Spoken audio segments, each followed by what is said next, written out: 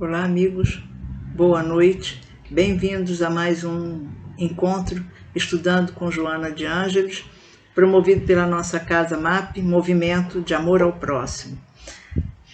Vamos continuar refletindo sobre a obra de Joana de Ângeles e também sobre esse espírito que se nos apresenta hoje como sendo, com o nome de Joana de Ângeles. Algumas das suas passagens pela Terra são conhecidas. No primeiro encontro nós falamos sobre Joana de Cusa, que é a primeira referência que se tem desse espírito na Terra, né? Desse espírito que chamamos Joana de Ângeles. Ao tempo de Jesus, conheceu Jesus, conviveu com Jesus, seguiu Jesus, esteve presente desde que o conheceu, esteve presente em vários momentos, contribuiu em muito para a divulgação do Evangelho, esteve presente na crucificação de Jesus, tudo pela psicografia de Chico Xavier, né, contado por Humberto de Campos no livro Boa Nova. Hoje vamos falar um pouquinho mais sobre o trabalho de Joana de Ângeles. No livro Refletindo a Alma, Psicologia Espírita de Joana de Ângeles, Divaldo Franco e Joana de Ângeles, o Espírito, da editora Leal, é um livro do núcleo de estudos da psicologia de Joana de Ângeles, que foi criado por Divaldo lá na Casa do Caminho. Vários psicólogos, terapeutas contribuem para essa obra. E no primeiro capítulo desse livro, quem escreve é César Braga Said, que é um psicólogo aqui do Rio de Janeiro e que é um estudioso de Joana de Ângeles, da sua história, da sua psicografia. Tem o livro que nós já citamos, né?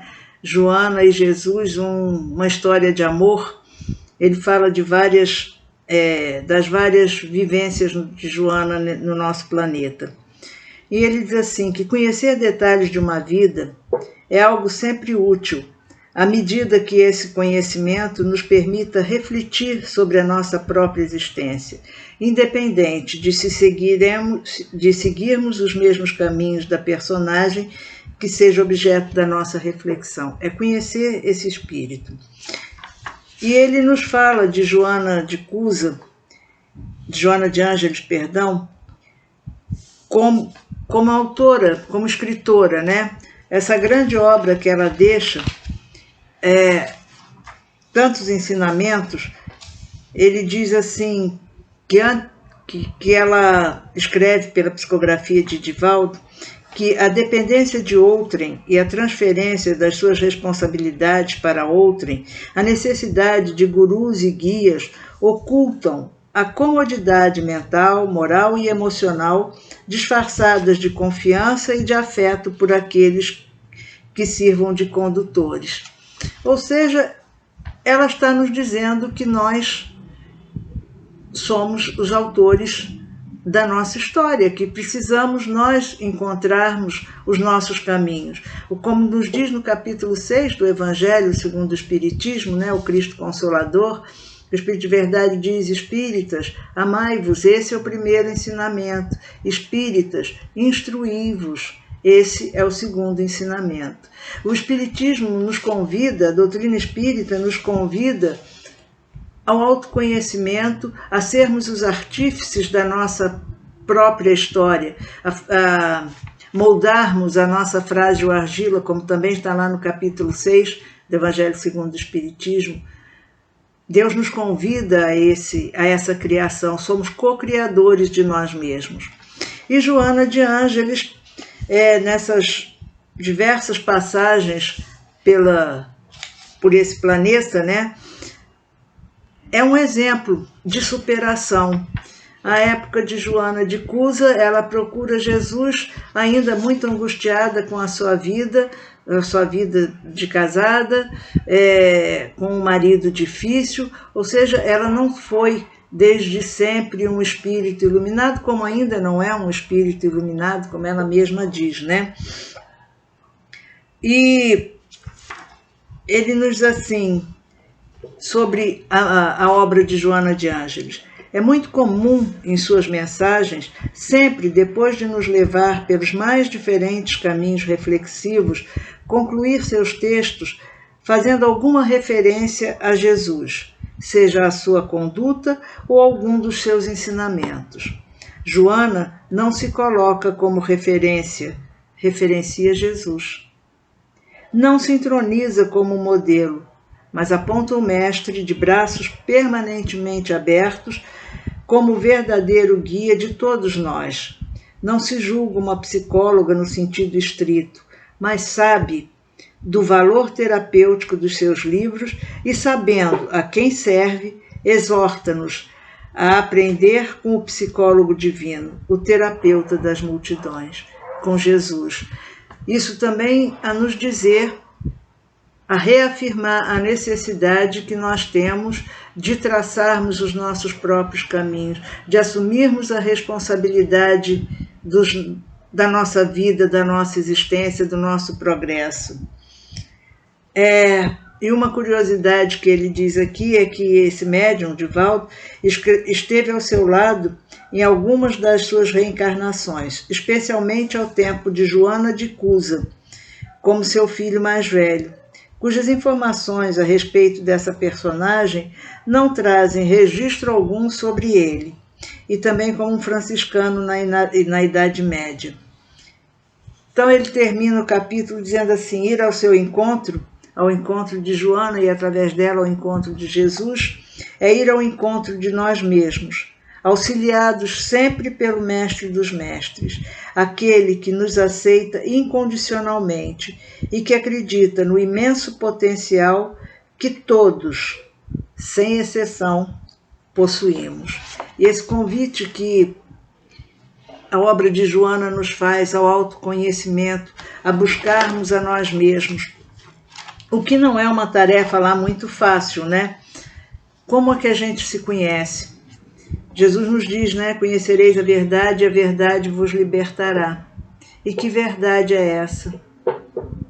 Ele nos diz também: quem quiser segui-lo, pegue a sua cruz e o siga, nos dizendo que não é um caminho fácil, mas a sua própria existência, a sua vinda, depois da sua crucificação, a sua ressurreição, nos mostram com muita clareza que a vida vale a pena ser vivida. Cada dificuldade, cada obstáculo é uma oportunidade de crescimento, de experiência, de desenvolvimento. Vamos ver hoje só a introdução do livro Desperte e Seja Feliz. É o 7º livro da série psicológica de Joana de Ângeles.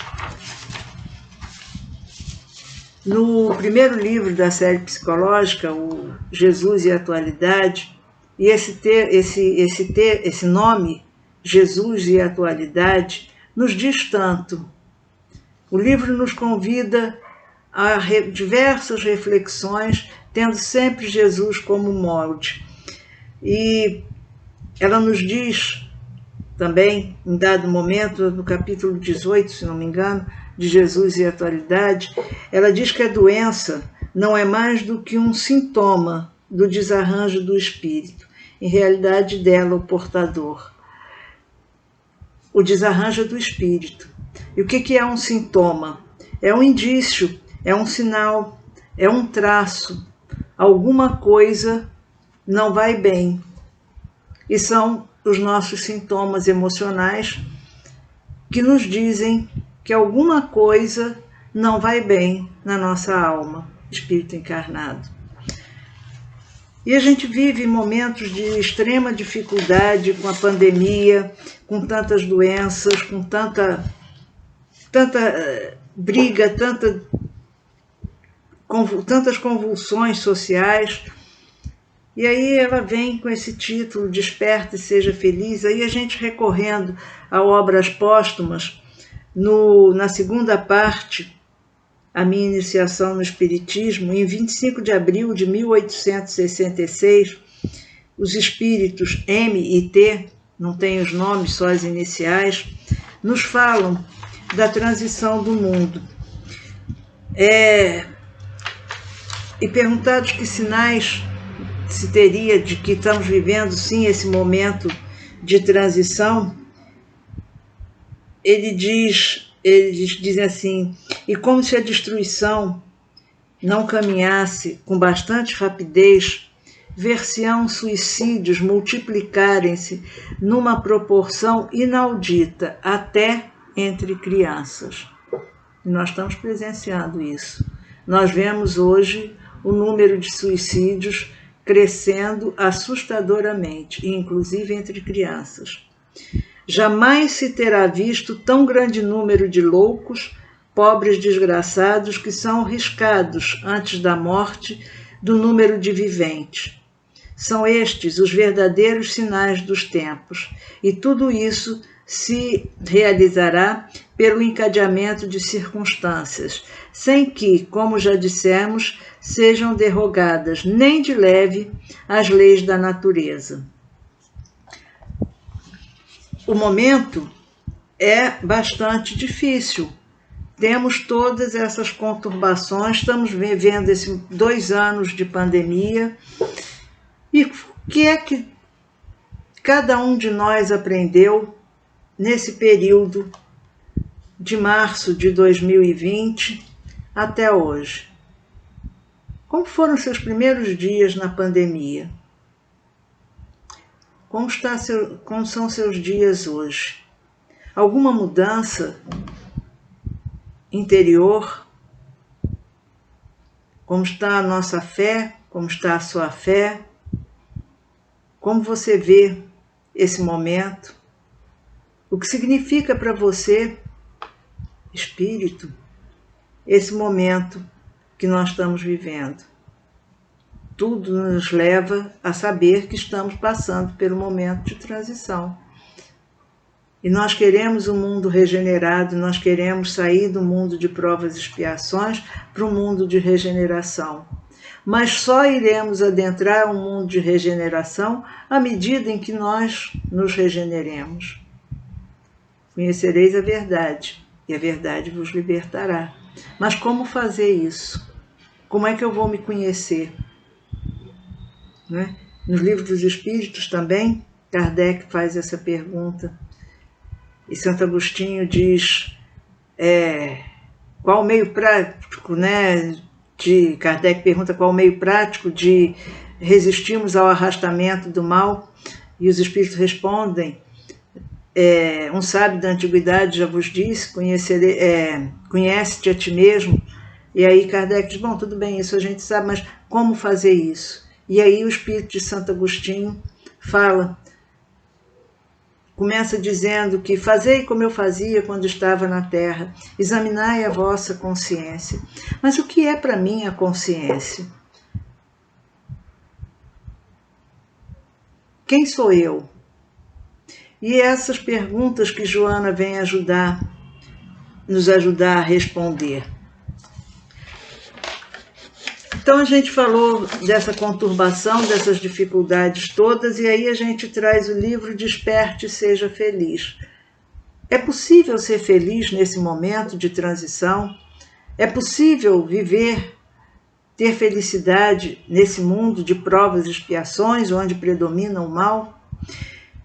E ela nos convida à reflexão, dizendo: o homem e a mulher contemporâneos, seduzidos pelas ambições desmedidas do poder que lhes propicia luxo, lazer e gozos, permanecem adormecidos para as graves responsabilidades espirituais.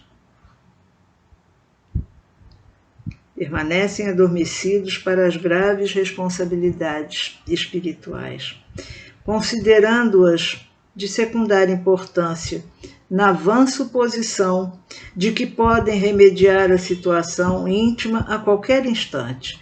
Transferem o pensamento e a emoção para o exterior, com grandes prejuízos da harmonia interna. Será que nós podemos ver nesse nosso afã de querer que as coisas voltem, entre aspas, ao normal, e aí a gente fala do novo normal, Mas a que nós nos referimos quando nós dizemos isso? O que é que efetivamente nós queremos? Essa vã suposição de que podem remediar a situação, de que agora a gente vai sair, vai ter festa, vai ter carnaval, vai ter isso, aquilo e aquilo outro, e pronto, tudo resolvido. Como é que nós estamos olhando para essa pandemia, para essa oportunidade de autoconhecimento, de voltarmos para nós mesmos, para nos autoconhecermos, conhecermos o espírito imortal que somos?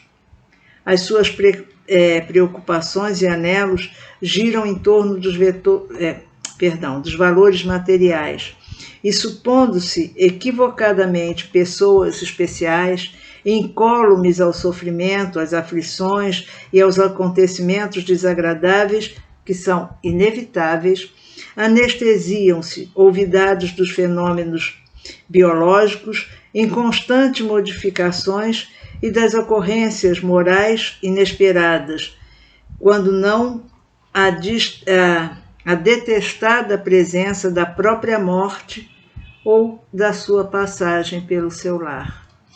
E nesses desencarnes coletivos, todos os lares foram de alguma forma afetados pela passagem da morte, seja de um familiar, seja de um amigo, de um conhecido. Todos nós experienciamos perdas nesses 2 anos. Mas parece que a gente sofre naquele momento, sofre com aquela perda e logo foge dessa situação, buscando outra vez a vida excessivamente materializada. Distraídos nos jogos das ilusões, aplicam o tempo na volúpia do prazer, distanciados de qualquer compromissos elevados para com a vida que os espreita inexoravelmente, aguardando o momento de convocá-los à realidade. A que realidade será que ela se refere? Para você, o que quer dizer isso? Qual é o significado de tudo isso que está acontecendo hoje na sua vida, na vida de cada um de nós? Supõe que a sua alegria não terá termo e que as concessões que desfrutam não chegarão ao fim. Esse momento de pandemia, restrição, liberação, restrição, liberação. O que nós fazemos disso tudo na nossa vida como espírito? O que a nossa alma está aprendendo nesse momento? Somos nós esses que vivem à espreita de que as coisas materiais voltem à sua situação anterior? Ou estamos buscando nos reconhecer, buscando a nossa libertação dessa prisão de egoísmo, de vaidade, de orgulho, de insensibilidade, de ódio? Esse é um convite que ela nos faz. Quando, porém, são chamados aos embates da evolução em razão das ocorrências menos felizes do dia a dia, desestruturados e desequipados, emergem na amargura ou na revolta, no medo ou nas fugas espetaculares, procurando evitar os desafios ou enfrentam as hostilidades acrônicas, a violência e insensatez. Como é que nós estamos reagindo a isso? Acrimônia, perdão. O resultado bem se depreende, é negativo, quando não é infeliz. Nos dizendo que toda essa busca de prazeres materiais só estão nos trazendo cada vez mais dificuldades, mais dissabores. Grande, como diz em obras póstumas, números de suicídios. A depressão, a ansiedade, a síndrome do pânico não param de crescer. Os fatores sociais também vêm se agravando e muito. Desemprego, dificuldades da economia. Quanta gente perdeu emprego, perdeu residência, a gente vê a população de rua aumentando.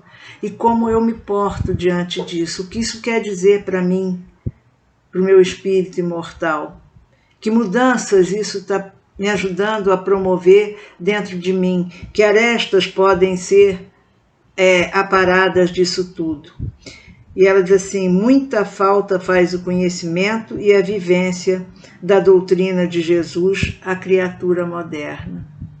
Se nós lêssemos mais, estudássemos mais o Evangelho, nós teríamos muito menos dificuldades nesse momento difícil.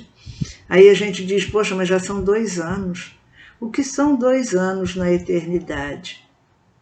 Todos nós estamos sendo atingidos, mas todas essas ocorrências são convites da espiritualidade.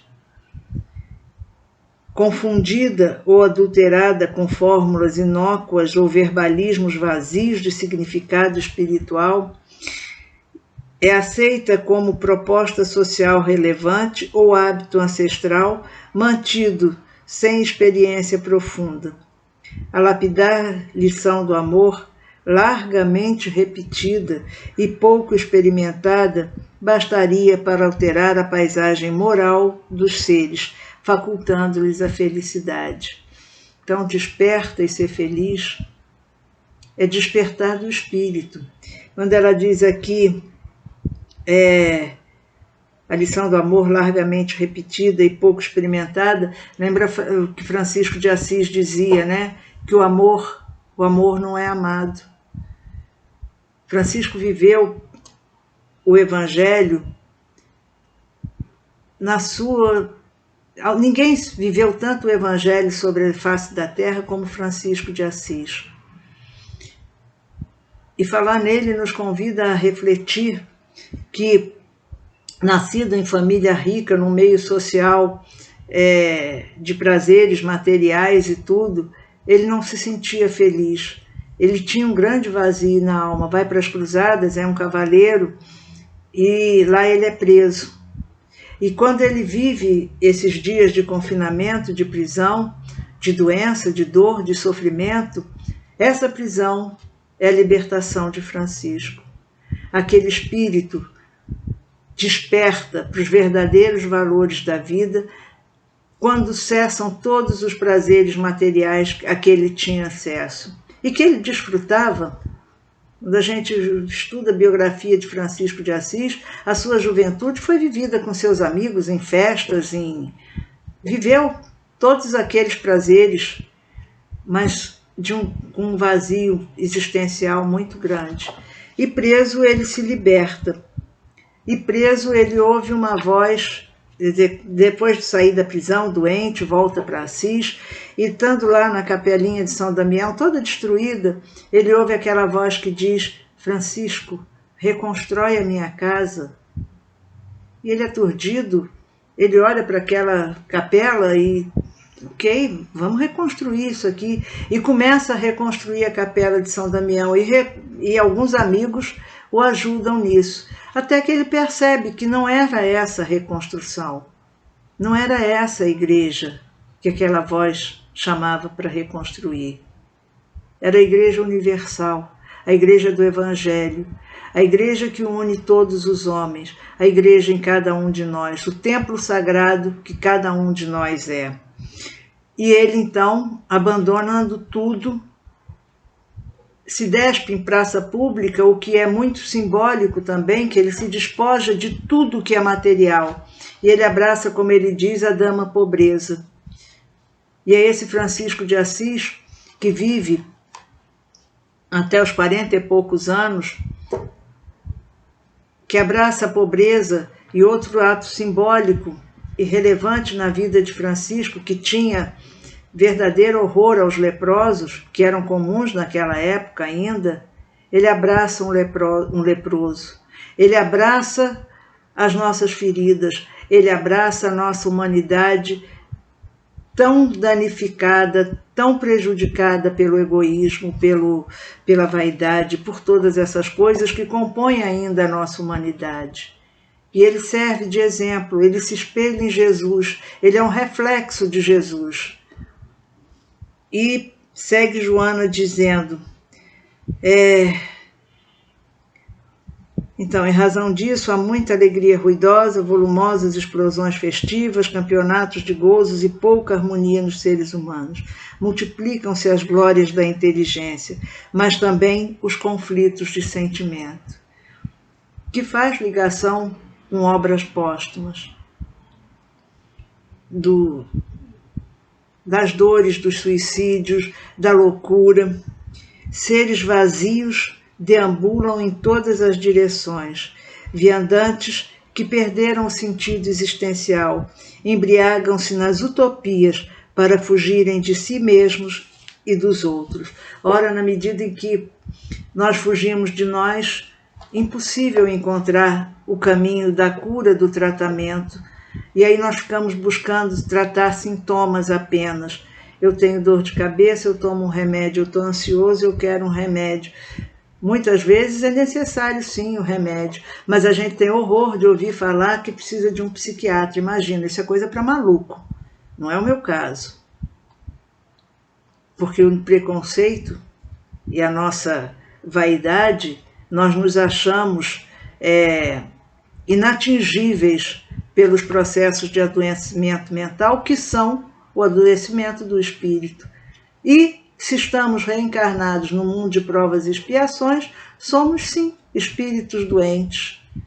Kardec nos fala no Evangelho segundo o Espiritismo que veja-se a Terra como um hospital, um presídio, um sítio malsão.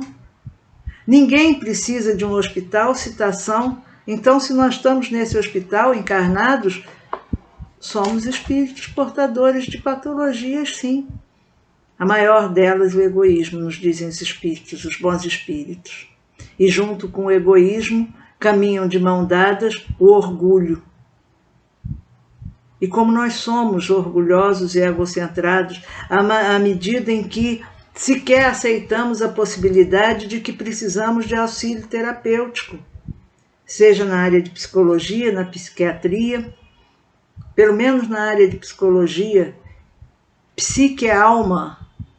Mas aí nós queremos correr para o centro espírita na busca de que algum médium iluminado, de dentro para fora, produza em nós uma cura, quando a doença do corpo físico é um tratamento, é o espírito que está sendo tratado. E é esse convite que Joana nos faz, é isso que ela nos diz aqui.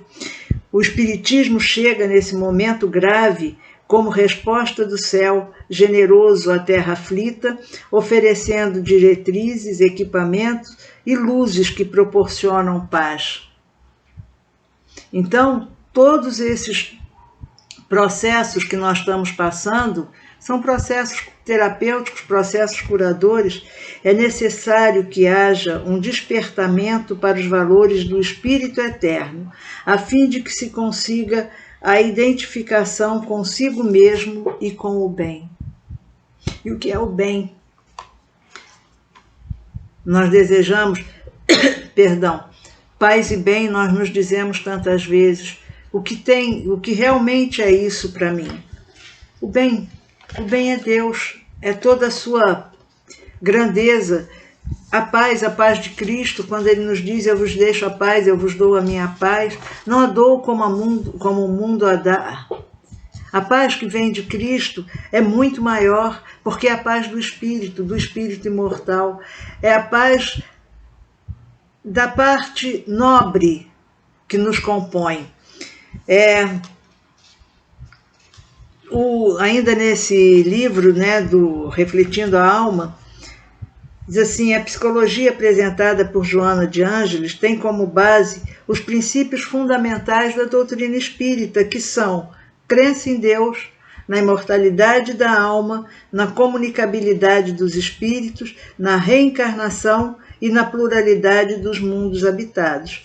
Partindo desses princípios, ela estabelece pontes com o pensamento das diversas correntes da psicologia. Então veja, espíritas instruí-vos, se conhecer, é um convite que está no Evangelho, está no Livro dos Espíritos, está no Livro dos Médiuns, está no Céu e Inferno. E nós continuamos, muitas vezes, muitos de nós, atrás de alguém que nos diga o que fazer, como fazer.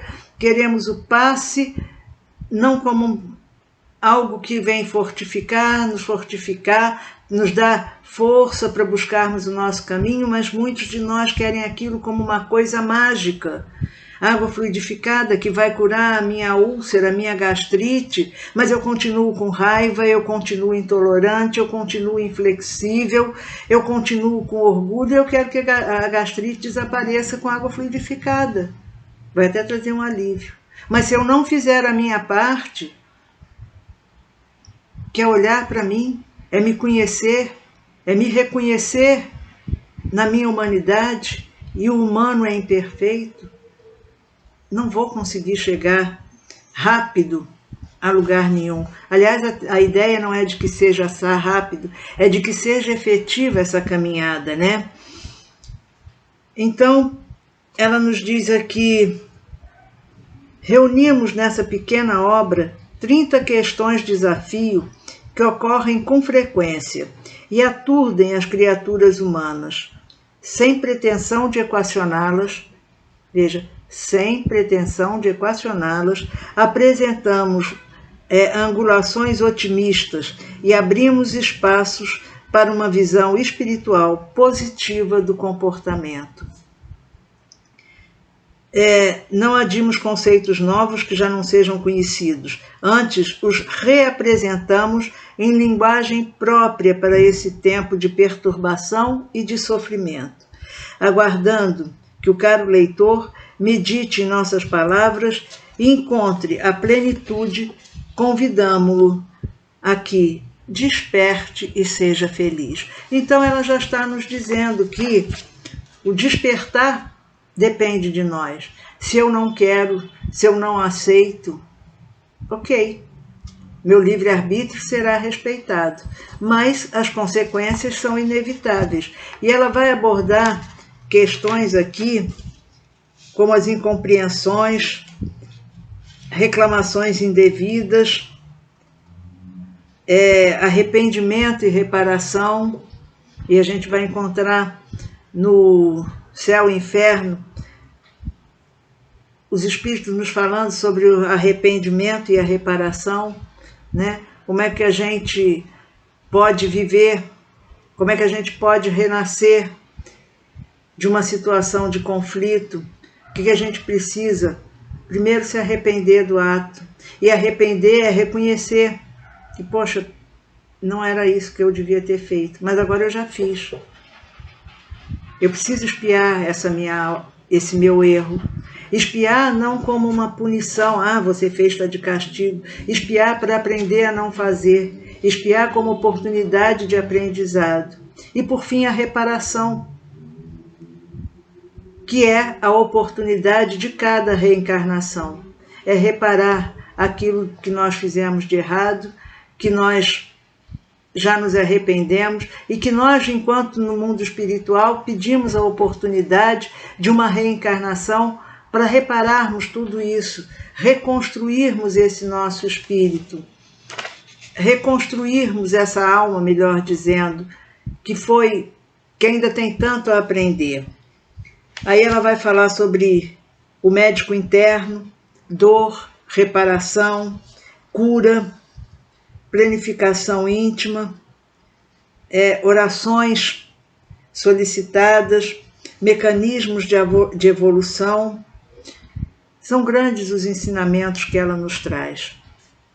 Então ficamos hoje com essa introdução, que acho que já tem bastante para a gente pensar.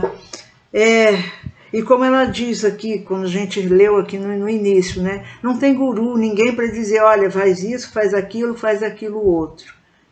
A nossa alma reconhece as necessidades de aprimoramento. E é esse o convite, o despertar da alma. A obra de Joana tem vários termos da psicologia que nós não dominamos, mas vamos ter a oportunidade de trazer psicólogo para nos esclarecer sobre esses termos, o que eles significam no nosso dia a dia, dar luz a essa parte que é teoricamente mais difícil. Conceitos de sombra, de arquétipo, de self, de ego, que nos parece uma coisa muito difícil, e para nós leigos é difícil, mas que falam do espírito, falam da minha alma, do meu espírito. Psique é alma. Então vamos buscar durante mais essa semana novos esclarecimentos, vamos ler alguma coisa da obra de Joana de Ângeles, esse Refletindo a Alma, vai trazer vários conceitos da psicologia, mas vai esclarecer muita coisa. No mínimo que a gente leia Jesus e a Atualidade. Dedique uma semana a um capítulo de Jesus e a Atualidade. Tem muito que aprender, porque ele é muito presente na nossa vida. Jesus é e sempre será muito atual. Paz e bem, paz e luz, paz, muita paz. Até a próxima semana, se Deus quiser.